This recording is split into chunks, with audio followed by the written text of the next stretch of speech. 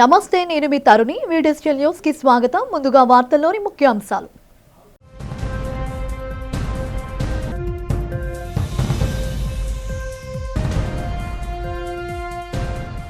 కేంద్ర రాష్ట్ర ప్రభుత్వాల ఆధ్వర్యంలో విజయవాడ వేదికగా జరిగిన ఎమర్జెన్సీకి 50 ఏళ్లు కార్యక్రమం. ముఖ్య అతిథిగా హాజరై ఎమర్జెన్సీ చీకటి రోజులపై మాట్లాడిన ముఖ్యమంత్రి చంద్రబాబు.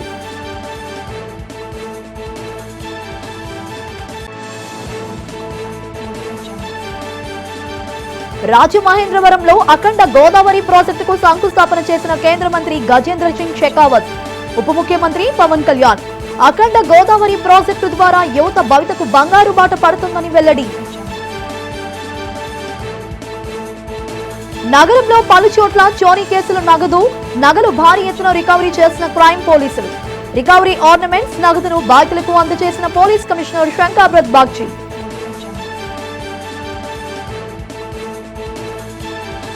వివిధ అంశాలపై పరిశోధన చేసిన సమైక్యాంధ్ర ఉద్యమ జేఏసీ చైర్మన్ ఆడారి కిషోర్ కు పీహెచ్డీ ప్రదానం చేసిన ఏయూ వైస్ ఛాన్సలర్ ఆచార్య రాజశేఖర్. ఆడారి కిషోర్ ను అభినందించిన పలువురు ప్రముఖులు, విద్యావేత్తలు. ఇక వివరాలు చూస్తే, ప్రజాస్వామ్యంలో నియంత్రణకు చోటు లేదని ముఖ్యమంత్రి చంద్రబాబు నాయుడు అన్నారు. దేశంలో ఎమర్జెన్సీ విధించి 50 ఏళ్లైన సందర్భంగా కేంద్ర ప్రభుత్వ ఆదేశాలతో టీడీపీ కూటమి సర్కార్ విజయవాడలోని తుమ్మలపల్లి కళాక్షేత్రంలో సంవిధాన్ హత్య దివాస్ ను నిర్వహించింది. రాజ్యాంగానికి చీకటి రోజు అను తెలుగులో పేర్కొన్నారు. భారత ప్రభుత్వం, రాష్ట్ర ప్రభుత్వానికి చెందిన భాషా సాంస్కృతిక శాఖ ఈ కార్యక్రమానికి సంయుక్తంగా ఏర్పాటు చేశారు. ముందుగా రాజ్యాంగ నిర్మాత బిఆర్ అంబేద్కర్ చిత్రపటానికి చంద్రబాబు, మంత్రులు, అధికారులు తదితరులు పూలమాల వేసి నివాళులు అర్పించారు. అనంతరం చంద్రబాబు మాట్లాడుతూ, అప్పటి అరాచక, అప్రజాస్వామిక పాలన నేటికి మానని గాయంగా మిగిలిందని చెప్పారు. సుప్రీంకోర్టు అపధర్మ ప్రభుత్వాన్ని కొనసాగించవచ్చని చెప్పినా తనకు తిరుగులేదని అహంభావంతో నాటి ప్రధాని ఇందిరాగాంధీ ఎమర్జెన్సీ ప్రకటించారని అన్నారు. ఎందరో నాయకులను అరెస్టు చేసి జైల్లో పెట్టారని చెప్పారు. ఎమర్జెన్సీని మించిన నియంతృత్వ పాలన రాష్ట్రంలో గతంలో 5 ఏళ్లలో వైసీపీ హయాంలో చూశామని విమర్శించారు. 1975 జూన్ 25 ప్రపంచంలోనే పెద్ద, అతి గొప్పదైన భారత ప్రజాస్వామ్యాన్ని పరిహాసం చేస్తూ ఎమర్జెన్సీ విధించిన రోజు. భారతదేశంలో అతి పెద్ద చీకటి రోజు. భారత రాజ్యాంగాన్ని, భారత హక్కులని, ప్రజల హక్కుల్ని కాలరాసిన రోజు.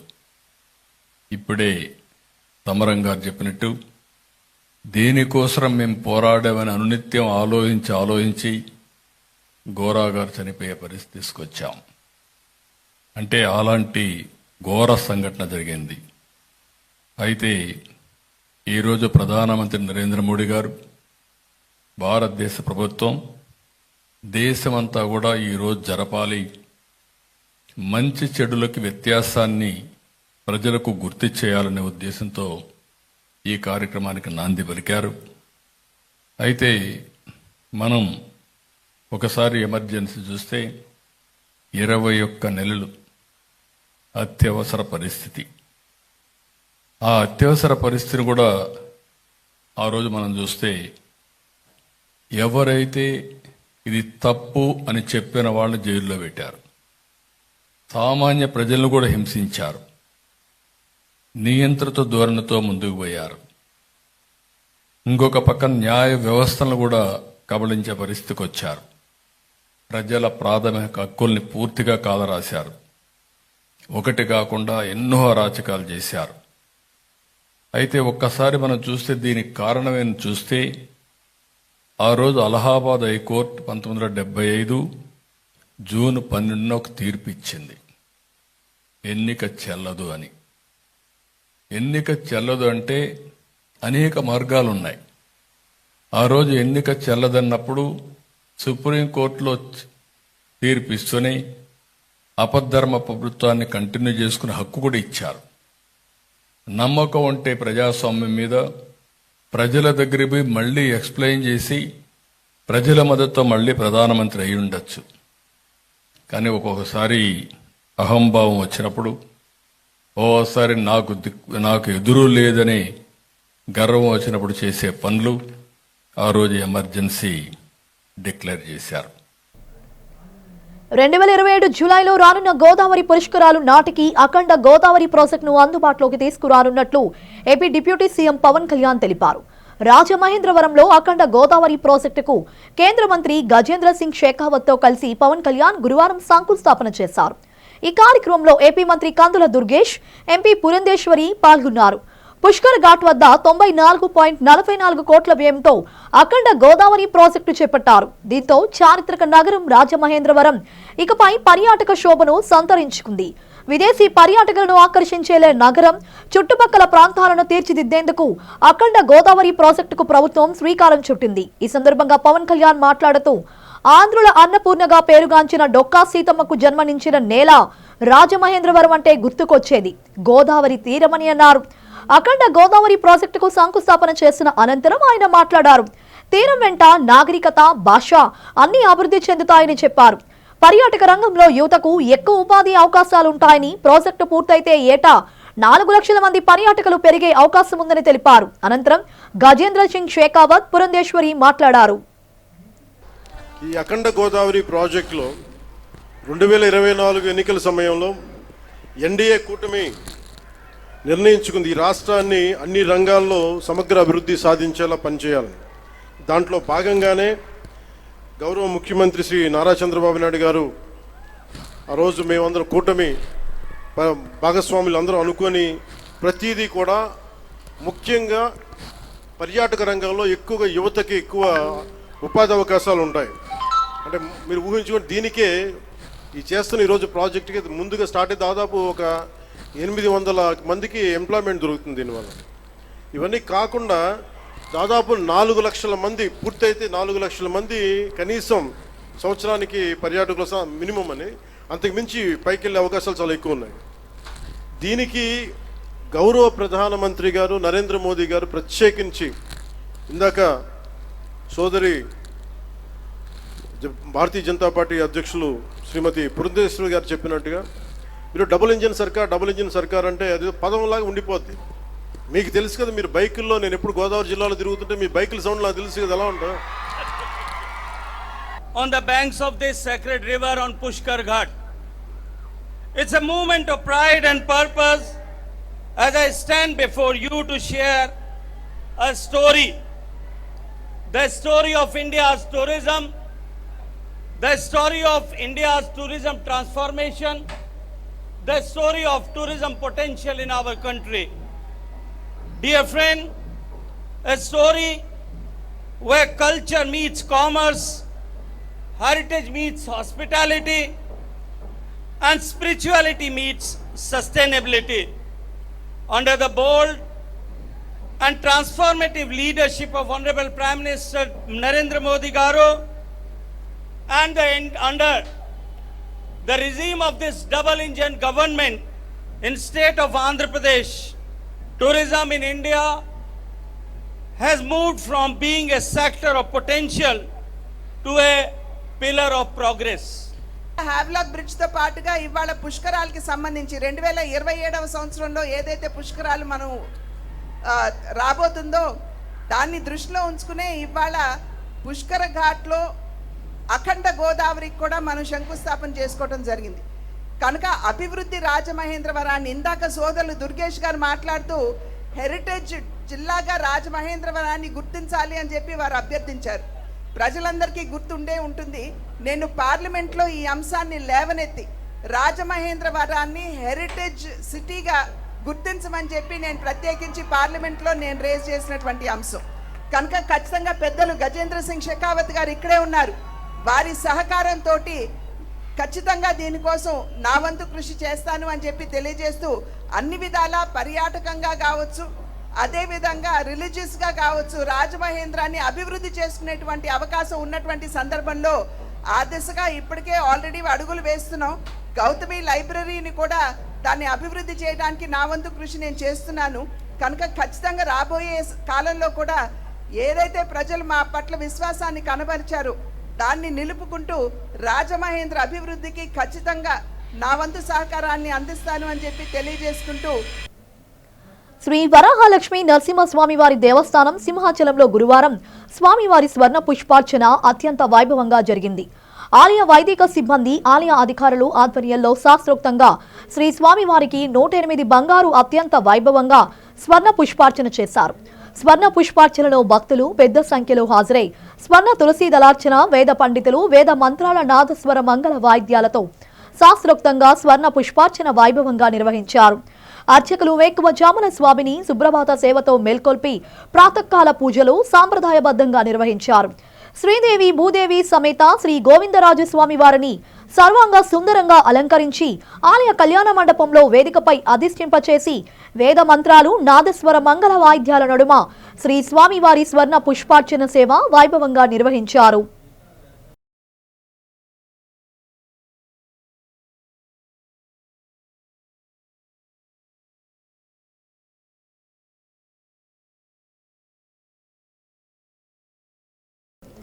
ఏడాది మే నెలలో జరిగిన పలు చోరీ కేసుల్లో 70 కేసులను ఛేదించామని నగర పోలీస్ కమిషనర్ డాక్టర్ శంకాబ్రత్ బాగ్చి తెలిపారు.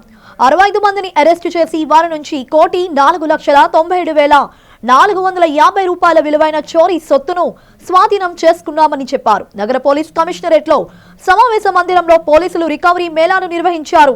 ఈ సందర్భంగా పోలీస్ కమిషనర్ శంకాబ్రత్ బాగ్చి మాట్లాడుతూ మే నెలలో 82 చోరీలు జరగగా 70 చోరీ కేసులను ఛేదించామన్నారు. 65 మంది నుండి 47,97,450 రూపాయల బంగారం, వెండితో పాటు నగదు, మోటార్ సైకిళ్లు, జేసీబీ కార్లు స్వాధీనం చేసుకున్నామని చెప్పారు. 57 లక్షల రూపాయల విలువైన మొబైల్ ఫోన్లు, ల్యాప్టాప్లు నిందితుల నుండి స్వాధీనం చేసుకున్నట్లు తెలిపారు. చోరీ సొత్తును బాధితులకు అందజేస్తామని పోలీస్ కమిషనర్ చెప్పారు. నగరంలో చోరీల నియంత్రణకు సీసీ కెమెరాలు పలు ప్రాంతాల్లో ఏర్పాటు చేశామని, ప్రత్యేక పెట్రోలింగ్ నిర్వహిస్తున్నామని తెలిపారు. చోరీ కేసులను ఛేదించిన పోలీసులను కమిషనర్ అభినందించారు. ఈ కార్యక్రమంలో క్రైమ్ డీసీపీతో పాటు పలువురు పోలీస్ ఉన్నతాధికారులు పాల్గొన్నారు.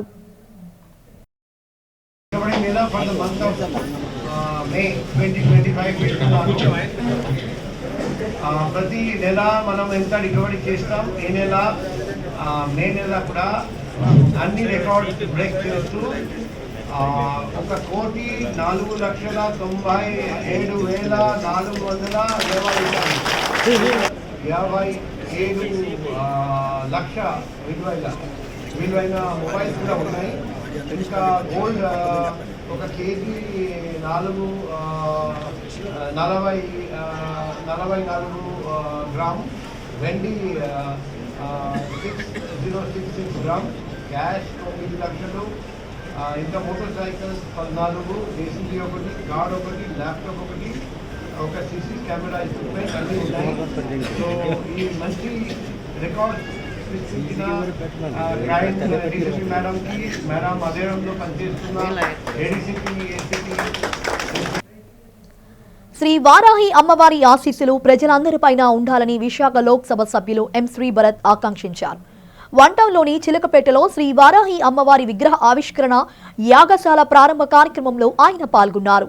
శ్రీ వారాహి నవరాత్రి మహోత్సవంలో శ్రీ వారాహి యాగమును ఆయన ప్రారంభించారు. ఈ సందర్భంగా ఎంపీ శ్రీభరత్ మాట్లాడుతూ ప్రజలు దైవభక్తి కలిగి ఉండటంతో పాటు సేవాభావాన్ని అలవర్చుకోవాలన్నారు. ఆధ్యాత్మిక చింతనతో మానసిక ప్రశాంతత ఉంటుందన్నారు. ఎంతో మహిమగల వారాహి అమ్మవారి ఆశీస్సులు ప్రజలందరికీ ఉండాలని కోరుకున్నానని చెప్పారు. శ్రీ వారాహి నవరాత్రి మహోత్సవాల్లో పాల్గొన్న వారందరికీ మంచి జరుగుతోందని అన్నారు. ఈ కార్యక్రమంలో వేద పండితులతో పాటు కూటమి నాయకులు, శ్రీ కన్యకా పరమేశ్వరి దేవస్థానం సంఘ సభ్యులు, భక్తులు పాల్గొన్నారు. గురుగారు ఎప్పుడు నాకు ఏ మంచి కార్యక్రమం ఉన్నా నన్ను పిలుస్తూ ఉంటారు. మా వార్డు నాయకులు, మహిళలతో కూడా చాలా మంచి కార్యక్రమం. సో ఇట్లాంటి మంచి ప్రోగ్రామ్స్కి ఇంకా నన్ను పిలుస్తూ ఉంటే తప్పకుండా కుదిరినప్పుడల్లా వస్తూ ఉంటాము. మీడియా మిత్రులను కూడా కోరేది ఏంటి అంటే, ఈ మన రిలీజియస్ సైట్స్, రిలీజియస్ ఫెస్టివల్స్ ప్రత్యేకంగా దక్షిణ నియోజకవర్గంలో మాకు ఎక్కువ స్థలం ఉండదు. సో ఇక్కడ సెలబ్రేట్ చేసుకునేటప్పుడు ఎక్కువ మంది పార్టిసిపేట్ చేసేటట్టు ఆర్గనైజర్స్ కొంచెం ఎక్కువ ఖర్చు పెట్టాల్సి వస్తుంది, కానీ బాగా జరగాలని కోరుకుంటున్నాను. ఈ ఒక్క దేవత వల్ల లేకపోతే ఒక్క దేవుడి వల్ల అయ్యింది అనేది కాదు. నేను అందరినీ అండి, ఇప్పుడు అలా అయితే ఇప్పుడు నేను సంపత్ వినాయకుడి టెంపుల్ ప్రతిసారి రోడ్ మీద వెళ్తూ ఉంటాం, అడుగుతూ ఏదో కోరుతూ ఉంటాము. బట్ ఓవరాల్ ఏంటి అంటే, మన సంకల్పము మనం కష్టపడి పనిచేయాలి. మనం కష్టపడి పనిచేసిన తర్వాత దేవుడు ఆశీస్సులు ఉంటాయనేది నమ్మకం ఉన్న మనిషి. మనం జస్ట్ పూజ చేసి ఏమీ చేయకపోతే ఏమీ రాదని నమ్ముకునే వచ్చింది. సో అందరికీ నేను అదే చెప్తాను, మన కష్టం మనం చేయాలి, ఫలితం అనేది దేవుడికి వదిలేయాలి. సో మన కష్టం బాగా చేస్తే ఫలితం కొన్నిసార్లు వస్తుంది, కొన్నిసార్లు రాదు. రానప్పుడు కూడా ఏం జరిగితే అది మంచిగా జరిగిందని నమ్ముకుని ముందుకెళ్ళిపోవాలి. సో ఆ ఆలోచనతో బతికే మనిషిని నేను. అమ్మవారు స్వప్నంలో కనిపించి వారాహి నవరాత్రి చేయని సంకల్పంతో వారాహి నవరాత్రులు ఏర్పాటు జరిగింది. ఆషాఢ శుద్ధ పాడ్యం నుంచి దశమి వరకు కూడా ఈ నవరాత్రి కార్యక్రమం చేస్తున్నామండి. ఒక్కో రోజు ఒక అమ్మవారి దేవతని వారాహి నవరాత్రులు చేయడం జరుగుతుంది. అదేవిధంగా వచ్చిన మహిళల చేత కూడా కోటు కుంకుమార్చన అనే కార్యక్రమం చేసి భక్తులందరూ కూడా ఏ ఇబ్బందులు లేకుండా కలగజేయడానికి ఏర్పాటు చేసామండి. విశాఖపట్నం వన్ టౌన్లో ప్రప్రథమంగా చేయడం ఇది. కాబట్టి భక్తులందరూ వచ్చి అమ్మవారికి అనుగ్రహం పొంది మీ యొక్క కష్టాలు తొలగించుకోవాలని కోరుకుంటున్నామండి. 26వ తారీఖు నుంచి మొదలుకొని 4వ తారీఖు వరకు కూడా నవరాత్రి చేయడం జరుగుతుందండి. 5వ తారీఖు ఉద్వాసం చెప్పి మహా అన్నదాన కార్యక్రమం చేస్తున్నాం. ప్రతిరోజు కూడా మహిళల చేత కోటు కుంకుమార్చన కార్యక్రమం చేయిస్తున్నామండి. నేడు కేంద్రంలో ఉన్న మోడీ సర్కార్ అనుసరిస్తున్న విధానాలపై భారత నాసిక సంఘం నేత త్రినాథరావు తీవ్ర స్థాయిలో విరుచుకుపడ్డారు. కేంద్ర ప్రభుత్వం నిరంకుశంగా వ్యవహరిస్తుందని అన్నారు. పాసిస్టు వ్యతిరేక రాజకీయ ప్రచార దినంగా జూన్ 26న పాటించాలని మనువాద కార్పొరేటర్ పాసిజానికి వ్యతిరేకంగా CPI MLA new democracy Visakha, Vizianagaram జిల్లాల కమిటీలు సభను నిర్వహించారు. విశాఖ పౌర గ్రంథాలయంలో జరిగిన సభలో త్రినాథరావు మాట్లాడుతూ ప్రధాని మోడీ ఎమర్జెన్సీని తలపిస్తోందన్నారు. అన్ని వర్గాల వారి హక్కులను కాలరాస్తూ కార్పొరేట్ శక్తులకు అనుగుణంగా వ్యవహరిస్తున్నారని ఆగ్రహం వ్యక్తం చేశారు. మోడీ పాలనలో అన్ని వర్గాల వారు తీవ్ర ఇబ్బందులు ఎదుర్కొంటున్నారని అన్నారు. ప్రభుత్వ రంగ సంస్థలను నాశనం చేస్తూ తన అనుకూల కార్పొరేట్ సమస్యలకు రెడ్ కార్పెట్ పరుస్తున్నారని మండిపడ్డారు. ప్రస్తుతం మోడీ పాలనకు నియంతృత్వ పాలనకు పెద్దగా తేడా కనిపించట్లేదని త్రినాథరావు వ్యాఖ్యానించారు. కేంద్ర ప్రభుత్వ విధానాలను ప్రతి ఒక్కరూ ప్రతిఘటించాలని పిలుపునిచ్చారు.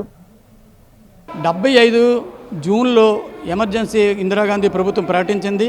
ఆ వేళ ఏ పరిస్థితులు ఉన్నాయి ఏమిటనేది ఇందులో చర్చించుకోవడం జరుగుతుంది. ఆ వేళ పరిస్థితులు మొత్తం చట్టాలన్నింటినీ ఆమె తుంగలో తొక్కింది.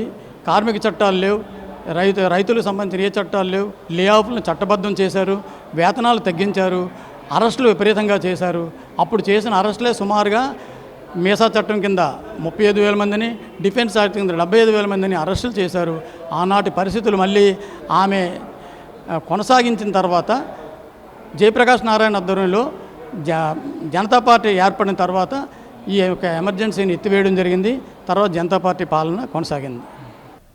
ప్రతి ఒక్కరూ మాదక ద్రవ్యాలకు దూరంగా ఉంటూ సమాజం పట్ల సామాజిక బాధ్యతతో మెలగాలని మద్దిలపాలెం కృష్ణా కళాశాల అధ్యాపకులు పిలుపునిచ్చారు. అంతర్జాతీయ మాదక ద్రవ్యాల దుర్వినియోగ వ్యతిరేక దినోత్సవ కార్యక్రమం కృష్ణా కాలేజ్ ఆధ్వర్యంలో విద్యార్థులతో నిర్వహించారు. ఈ సందర్భంగా విద్యార్థులు కళాశాల నుంచి ర్యాలీగా వెళ్లి మాదక ద్రవ్యాల వినియోగం వలన కలిగే నష్టాన్ని ప్లకార్డుల ద్వారా ప్రజలకు తెలియజేస్తూ మాదక ద్రవ్యాల వినియోగానికి వ్యతిరేకం నినందించారు. అనంతరం అధ్యాపకులు మాట్లాడారు. డాక్టర్ విఎస్ కృష్ణ ప్రభుత్వ డిగ్రీ కళాశాలలో రాష్ట్ర వ్యాప్తంగా రాష్ట్ర ప్రభుత్వం నిర్వహిస్తూ ఉన్న మాదక ద్రవ్యాల వినియోగానికి వ్యతిరేకంగా జరిపే ఈ అవగాహన సదస్సులు కార్యక్రమాలు మన కళాశాలలో కూడా ఇప్పుడు నిర్వహిస్తూ ఉన్నాం. మన గౌరవ ముఖ్యమంత్రి వర్యులు శ్రీ నారా చంద్రబాబు నాయుడు గారు కానీ, అలాగే మన ఎడ్యుకేషన్ మినిస్టర్ శ్రీ నారా లోకేష్ గారు కానీ విద్యార్థుల్లో ఈ అవగాహన తీసుకురావాలని, మన రాష్ట్రానికి పట్టిన ఈ మాదక ద్రవ్యాల దుర్వినియోగం అనే మహమ్మారిని పారద్రోలాలని మన కళాశాలల్లో ప్రారంభించిన ఈగల్ క్లబ్ల ద్వారా ఈ కార్యక్రమాన్ని నిర్వహిస్తూ ఉన్నాం. ఈ కళాశాలలోని విద్యార్థులందరూ ఈ కార్యక్రమంలో పాల్గొంటూ ఉన్నారు. మాదక ద్రవ్యాల దుర్వినియోగానికి వ్యతిరేకంగా వాళ్ళు ప్లకార్డ్స్ పట్టుకొని అనేక నినాదాలు చేస్తూ ఇప్పుడు సామాజిక స్పృహ కల్పించడానికి మరి వీధుల్లో ఒక ర్యాలీని కూడా తీస్తూ ఉన్నారు. ఉత్తరాంధ్ర ఆరాధ్య దైవం ప్రముఖ పుణ్యక్షేత్రంగా విరాజిల్లుతున్న సింహాచలం శ్రీ వరాహలక్ష్మి నరసింహస్వామి వారి నిత్య కళ్యాణం అత్యంత వైభవంగా జరిగింది. ఆర్జిత సేవల్లో భాగంగా అర్చక స్వాములు ఉత్సవమూర్తి గోవిందరాజస్వామిని ఉభయదేవేలతో మండపంలో అధిష్ఠింపచేశారు. నిత్య కళ్యాణంలో పాల్గొన్న భక్తులు గోత్రనామాలతో సంకల్పం చెప్పి పాంచాంతరంగమ శాస్త్రం విధానంలో విశ్వకేశనారాధన పుణ్య వచనాలతో కార్యక్రమానికి శ్రీకారం చుట్టారు. కంకణ ధారణ, నూతన యజ్ఞోపవిత సమర్పణ, జీలకర్ర బెల్లం, మాంగళ్య ధారణ, తలంబ్రాల ప్రక్రియలను కమనీయంగా జరిపించారు. మంత్రపుష్పం మంగళ శాసనాల తర్వాత భక్తులకు వేద ఆశీర్వచనాలు శేష వస్త్రాలు స్వామివారి ప్రసాదాలను అందజేశారు. అనంతరం స్వామివారి అంతర్యాలయ దర్శనం కల్పించారు.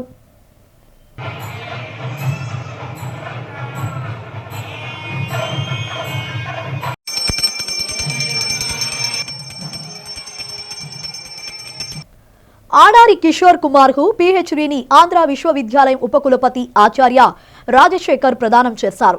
సమైక్యాంధ్ర ఉద్యమ జేఏసీ చైర్మన్ విద్యార్థి నాయకులు ఆడారి కిషోర్ కుమార్ కు women empowerment through constitutional and other loss A socio legal study in special reference తో అనకాపల్లి డిస్ట్రిక్ట్ అనే అంశంపైన చేసిన పరిశోధనకు గాను పీహెచ్డీని ప్రదానం చేశారు. Damodaram Sanjeevaiah national university vice chancellor ఆచార్య ప్రకాష్ రావు మార్గదర్శనంలో కిషోర్ కుమార్ చేసిన ఈ పీహెచ్డీని డిగ్రీని ఏయూ వైస్ ఛాన్సలర్ ఆచార్య రాజశేఖర్ అందించారు. ఈ కార్యక్రమంలో ఆచార్య సీతా మాణిక్యం పాల్గొని పీహెచ్డీ చేసిన కిషోర్ కుమార్ ను అభినందించారు. ఆడారి సామాన్య మధ్యతరగతి కుటుంబంలో ఆడారి వరహ సత్య నాగభూషణరావు మహాలక్ష్మమ్మ దంపతులకు అనకాపల్లిలో జన్మించారు. పాఠశాల స్థాయిలోనే విద్యార్థి నాయకుడుగా ఎదిగారు. అనకాపల్లి ఏఎంఏఎల్ కళాశాల స్టూడెంట్స్ యూనియన్ అధ్యక్షుడుగాను, Hyderabad central university students union అధ్యక్షుడిగా ఎన్నికైన ఆయా విద్యా సంస్థలకు సేవలను అందించారు. సమైక్యాంధ్ర ఉద్యమ నాయకుడిగా కిషోర్ కుమార్ కు చక్కని గుర్తింపు తీసుకుని వచ్చింది. సమైక్యాంధ్ర గురించి పోరాటం చేశారు. స్వచ్ఛ భారత్ కార్యక్రమాన్ని 400 రోజుల పాటు నిర్వహించి ప్రధాని మోడీ, నాటి ఉపరాష్ట్రపతి వెంకయ్య నాయుడు, ముఖ్యమంత్రి చంద్రబాబు నాయుడు ప్రశంసలను పొందారు. Limca book of records, Asia book of records, India book of records లో చోటు సంపాదించారు. ఆంధ్రప్రదేశ్ రాష్ట్రంలోనే కాదు, భారతదేశంలోనే చాలా పెద్ద యూనివర్సిటీ, 100 సంవత్సరాలు సెంటినరీ సెలబ్రేషన్ జరుపుకోబోతున్నటువంటి ఆంధ్ర యూనివర్సిటీలో నేను లా చేయటమే కాకుండా బిఎల్ ఇక్కడే చేశాను, ఎల్ఎల్ఎం ఇక్కడే చేశాను, లాలో పిహెచ్డి కూడా ఇక్కడే కంప్లీట్ చేసుకోవడం జరిగింది. చాలా ఆనందాన్ని కలిగించింది. మరి ఈ ఆనందం అనేది వెలకట్టలేదు. ఎందుకంటే డాక్టరేట్ అనేది ఇంత పెద్ద విశ్వవిద్యాలయంలో తీసుకోవడం అనేది అంత ఈజీ కాదు. చాలామంది ప్రొఫెసర్స్ కానివ్వండి, లేకపోతే టెక్నికల్ స్టాఫ్ కానివ్వండి, వాళ్ళ యొక్క ప్రోత్సాహంతో నేను ఈ యొక్క అవార్డుని ఈరోజు పొందడం జరిగింది. ఈ అవార్డుని స్వయంగా ఆంధ్ర యూనివర్సిటీ ఉపకులపతి గారు ఎవరైతే రాజశేఖర్ గారు ఉన్నారో వారు, అలాగే Damodaram Sanjeevaiah national law university vice chancellor మా గైడ్ డి సూర్యప్రకాష్ రావు గారు, అట్లాగే professor Sita Manikyam garu, doctor BR Ambedkar college of law principal యొక్క సమక్షంలో నేను ఈ అవార్డు తీసుకోవడం జరిగింది. ఈ అవార్డు పిహెచ్డి అవార్డ్స్ చాలా జరుగుతూ ఉంటాయి. జనరల్గా సైన్సెస్ బ్యాక్గ్రౌండ్లో ఇస్తారు, ఆర్ట్స్ బ్యాక్గ్రౌండ్లో ఇస్తారు, సోషల్ సైన్స్ బ్యాక్గ్రౌండ్లో ఇస్తారు, లాలో కూడా పిహెచ్డి అవార్డు అవుతుంటాయి. కానీ ముఖ్యంగా ఉమెన్ యొక్క ఎంపవర్మెంట్ మీద నేను ఇవాళ చేయడం జరిగింది. అంటే నా టాపిక్ బేసికల్గా women empowerment through constitutional and other loss, A socio legal study in perspective to the special reference to the Anakapalli district. అంటే అనకాపల్లి జిల్లాలో ఉండేటువంటి మహిళలకి వారి యొక్క స్థితిగతులు ఏంటి, వారికి చట్టంపై ఉండేటువంటి అవగాహన ఏంటి అనే దానిపైన నేను ఎంపిరికల్ స్టడీ చేయడం జరిగింది. రేణుకా ఎల్లమ్మ వారి ఆశీస్సులు ప్రజలందరికీ ఉంటాయని విశాఖ దక్షిణ నియోజకవర్గం TDP incharge NTR Vaidya Seva trust chairman doctor Seetamraju Sudhakar అన్నారు. 34వ వార్డుకు చెందిన ఓ మహిళ కడుపులో కాయ ఉండటంతో చొరవ చూపి శస్త్రచికిత్స చేయించారు. ఆమె ఇంటికి వెళ్లి పరామర్శించి యోగక్షేమాలు అడిగి తెలుసుకున్నారు. అనంతరం కెప్టెన్ రామారావు కూడలి రేణుకా ఎల్లమ్మ అమ్మవారి ఆలయ ప్రాంగణంలో నిర్వహించిన అన్నదాన కార్యక్రమాన్ని ఆయన ప్రారంభించారు. ఈ సందర్భంగా ఆలయ కమిటీ కార్యదర్శి బొడ్డు పోలారావు, జి సత్యవతి మీడియాతో మాట్లాడారు. శ్రీ రేణుకా ఎల్లమ్మ తల్లి ఆలయ కమిటీ నిరంతరం అనేక సేవా కార్యక్రమాలు నిర్వహిస్తుందని కొనియాడారు. ఆలయ అభివృద్ధి భక్తులకు మౌలిక వసతులు కల్పిస్తోందని చెప్పారు. ఈ కార్యక్రమాలతో పాటు పేదలను దృష్టిలో పెట్టుకుని పలు సేవా కార్యక్రమాలను ఆలయ కమిటీ చేస్తుందని అన్నారు. ఈ కార్యక్రమంలో శ్రీ రేణుకా ఎల్లమ్మ అమ్మవారి ఆలయ కమిటీ గౌరవ అధ్యక్షుడు పీలా వెంకట చిన్నప్పల నాయుడు, అధ్యక్షులు కర్రి నీలకంఠం, ప్రతినిధులు బొట్టేటి ప్రసాద్, బణి నాగరాజు, పంపాన గణేష్, సత్యనారాయణ, పాకలపాటి అప్పారావు, అర్చకులు కామేశ్వర్ శర్మ పాల్గొన్నారు.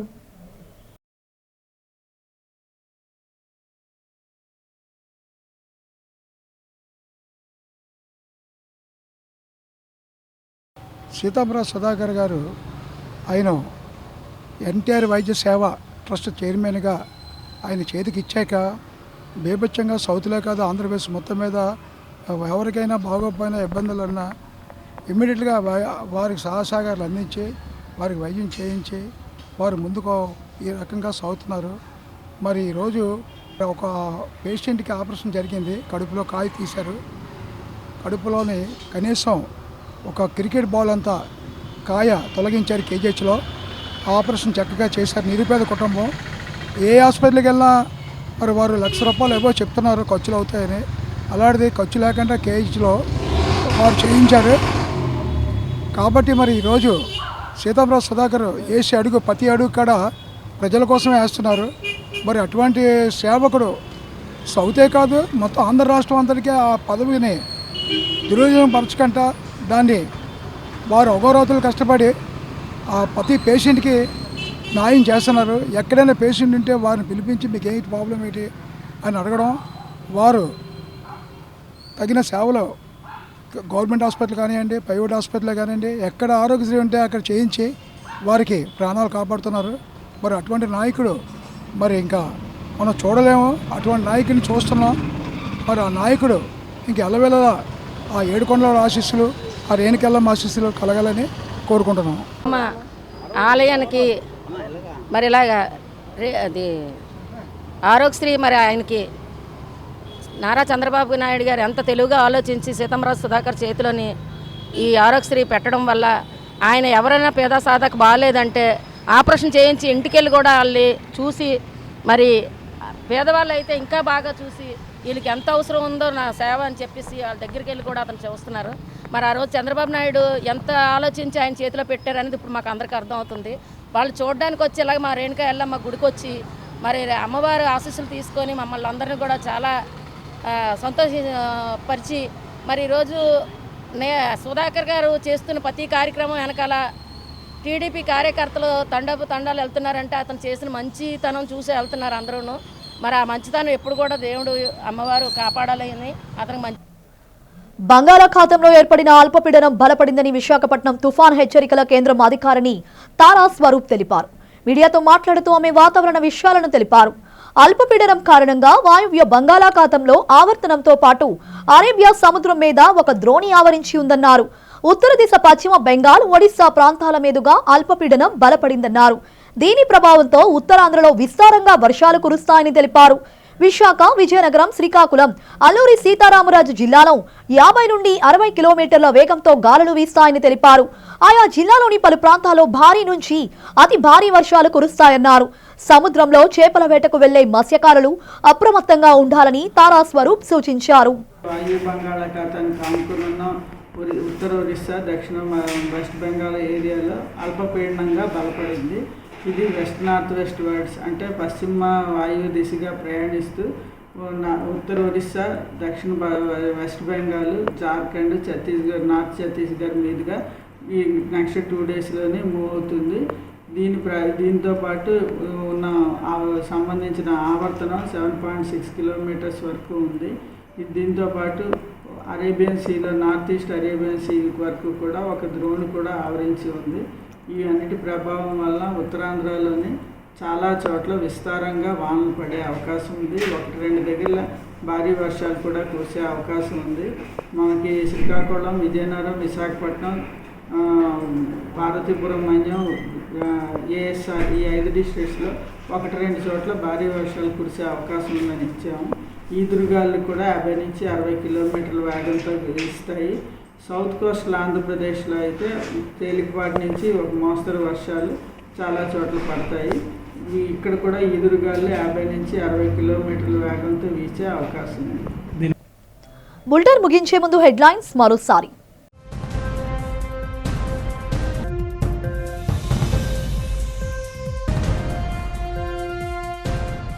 కేంద్ర రాష్ట్ర ప్రభుత్వాల ఆధ్వర్యంలో విజయవాడ వేదికగా జరిగిన ఎమర్జెన్సీకి 50 ఏళ్లు కార్యక్రమం. ముఖ్య అతిథిగా హాజరై ఎమర్జెన్సీ చీకటి రోజులపై మాట్లాడిన ముఖ్యమంత్రి చంద్రబాబు.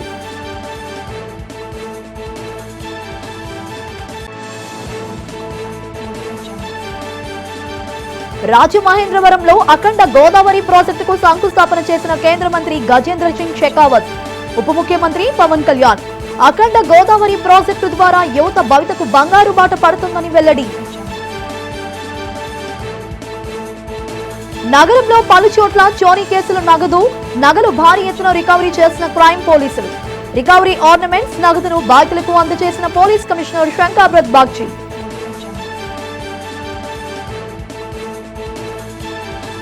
వివిధ అంశాలపై పరిశోధన చేసిన సమైక్యాంధ్ర ఉద్యమ జేఏసీ చైర్మన్ ఆడారి కిషోర్ కు పీహెచ్డీ ప్రదానం చేసిన ఏయూ వైస్ ఛాన్సలర్ ఆచార్య రాజశేఖర్. ఆడారి కిషోర్ ను అభినందించిన పలువురు ప్రముఖులు, విద్యావేత్తలు.